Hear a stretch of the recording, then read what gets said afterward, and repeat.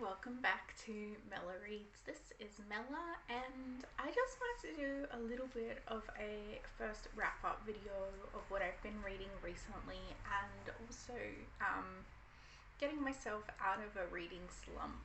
So, first things first, I think in our modern, very distracted, very instantaneous world, it's very easy for me to let reading slide.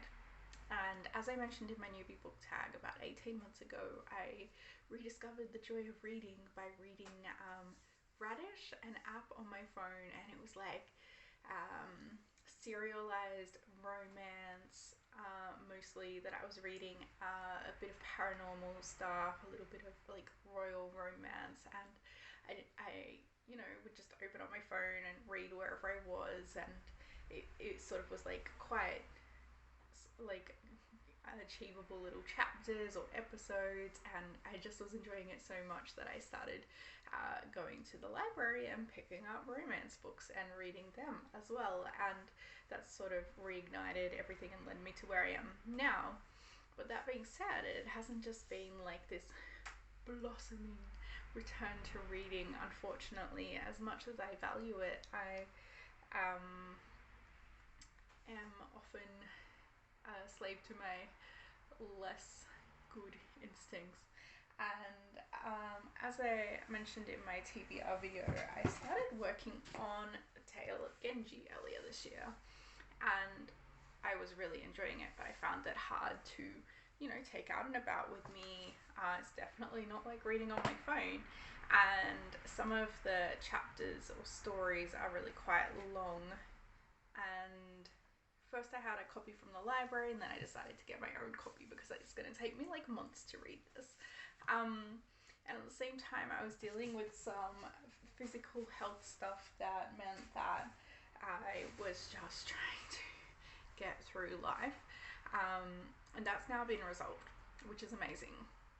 I haven't really gone back to Genji, but I sort of was like trying to like rediscover that joy and get out of my slump. And one morning my partner was playing Wuthering by Kate Bush on repeat, and I had bought this copy last year, which is a beautiful little Chiltern print. Look at that gold, it's quite lovely. And neither of us really knew what it was about, and we'd suddenly obviously never read it, but the song sort of inspired us to pick it up and read it. And so he smashed it out in a few days because he is good at reading fiction quickly, and I took like a few weeks because I was trying to get out of my slump and just sort of started reading it before I went into hospital. And then even though I had a lot of time on my hands in hospital, I didn't do much reading. But it was not a romance, it's more of a tragedy, and I could talk about it more, but I think in the context of this video, I think it was again rediscovering a classic, which I have this desire to read a lot of at least modern classics, sort of the past couple to 300 years, and this has definitely influenced other things that are in the genre of romance, even though it's really morose and it's hard to get into a little bit, and at times it's hard to enjoy because there's just basically a lot of horrible people and a lot of horrible stuff going on in here. Yes, so let me know if you'd like me to talk about that more, because I feel like because it is hard, it's a hard read and it's divisive. There isn't a whole heap of sort of positive YouTube reviews of it that I have seen. So I was tracking away on that, and then I thought, oh, this looks like another nice little, classic. It's a romance. Maybe this one's more romantic. I actually knew this one was more romantic, at least more sensual, because it has an excerpt in this book, Desire, that I have again mentioned in a previous video. So I at least had an idea of the style of writing, and like at least what one scene of it was like. But I was reading it, and I'm 100 pages in, I'm 200 pages in, and it's more of a piece of fiction debating the the fate of humanity at this point in time, this post World War One era, and there's the rise of industrialization in the UK, and I guess there's still that clinging to the sense of empire and superiority of the aristocracy in Britain at that point in time, and there's this rise of like sort of philosophy, like discussions about what it means to be human, what it means to be a man in civilization, or the roles of men and women, and nature versus progress, and all of these themes that I wasn't expecting in a romance, especially because I knew this book was controversial. I knew it had been banned at times. So the reason for that is largely not because of the steamy scenes. It's because of the use of language.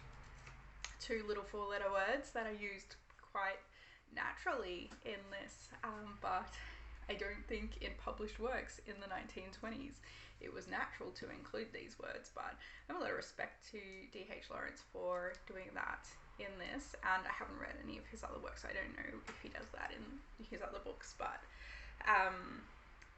it's just, yeah, so for that alone is why it's controversial, but that is not the bulk of this story. I am not quite finished it, and I may also do a full review on it if anyone's interested. I've only found a couple on YouTube, and I have a couple of thoughts about it already that aren't fully formed, but I would like to go into that further. But basically, because it wasn't giving me what I wanted, it wasn't giving me a passionate, steamy romance read, and it wasn't easy because I was trudging through these like existential discussions. I went back to reading short, snappy romance on my phone. So Katee Roberts. It's Katee, is an author that I managed to stumble upon just browsing Amazon, and I downloaded on Kindle 2 of her books. So the first one I read was Your Dad Will Do, and that is a very steamy romance. It's almost on the side of the spectrum of erotica, just enough character driven movement to actually keep me quite engaged through the more erotic content. I read it in an evening, basically. It put me in a good mood. It gave me those little, happy snappies that you get when the happy chemicals are going in your brain, and I enjoyed it so much that I immediately, as soon as I finished it, bought another book by Katee Robert called Desperate Measures, and this is from her series of sort of Disney or fairy tale retellings with villains often being in the role of a sexual partner. And I read Desperate Measures. It's the first one in the series, partially because it was the first one, but also because it was a reimagined romance between Jasmine and Jafar. And I think anyone that's seen the animated movie has seen the potential for a sexual dynamic there. It wasn't what I was expecting, but I did enjoy it as well, and I'd finished that by the next day. And I think from there, you get that little boost of reading confidence. Like, I just smashed out 2 books in 2 days, and I got some of those feel good chemicals going. Like, I can read, I am a reader, and went back to this, and I've been reading it much more quickly since. And I've hit the more steamy stuff in this, and there's some really beautiful stuff. And something in my explorations of writing romance myself is that sex scenes are not about the mechanics of it. That is like peripheral to all of the emotional, mental stuff that happens when we're in those situations. And I think that Lady Chatterley's lover really captures that after the first couple of encounters between Lady Chatterley and her lover, Mellows. And I think because of that, I am quite appreciative of it and what I can learn from it. I also have this little bit of a queer reading of it. So I'm bisexual. I maybe pick up on possible bisexuality in texts more because of that, because I want to see that. I'm hoping to see that, and that's something I would like to unpack further.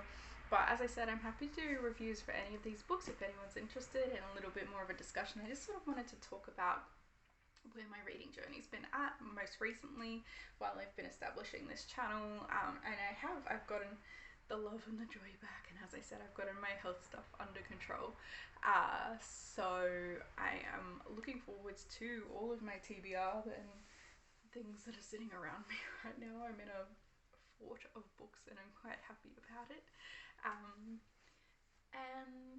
yeah, so let me know if you have any thoughts. How have you gotten yourself out of a reading slump? How do you rediscover the joy? And yeah, any interest in discussing any of those books further, let me know. Thank you for today, and I will see you again soon. Bye.